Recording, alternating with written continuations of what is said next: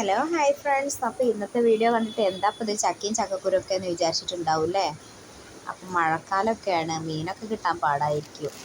അപ്പം നമ്മുടെ അയൽവാസികളൊക്കെ അവനവന് പ്ലാവില്ലാത്തവർക്കൊക്കെ അയലക്കത്തു നിന്നൊക്കെ ചക്കൊക്കെ തരും. വെള്ളം ഇറങ്ങിയതാണെന്ന് പറഞ്ഞു ആരും ഒഴിവാക്കാൻ നിൽക്കണ്ട. ചക്കക്കുരൊക്കെ എടുത്ത് സൂക്ഷിച്ചാൽ നല്ല അടിപൊളിയായിട്ട് നമുക്ക് എന്ത് ചെയ്യാം, ചക്കക്കുരു മെഴുക്ക് പുരട്ടിയോ തേങ്ങക്കറിയോ മുരിങ്ങൻ്റെ ഇലയും പരിപ്പൊക്കെ ഇട്ടിട്ട് നല്ല അടിപൊളിയായിട്ട് മഴക്കാലത്ത് കഴിക്കാം കേട്ടോ. നമുക്കിവിടെ പ്ലാവൊന്നുമില്ല, എന്നാലും ചക്കക്ക് വലിയ ക്ഷാമമൊന്നുമില്ല കേട്ടോ.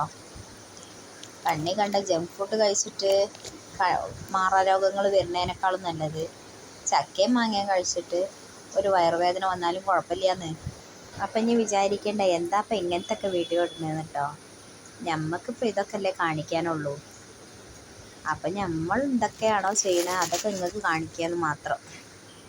അപ്പോൾ പുതുതായിട്ട് കാണുന്നവരൊക്കെ ഉണ്ടെങ്കിൽ ഒന്ന് സബ്സ്ക്രൈബ് ചെയ്ത് സപ്പോർട്ട് ചെയ്തോളൂ കേട്ടോ.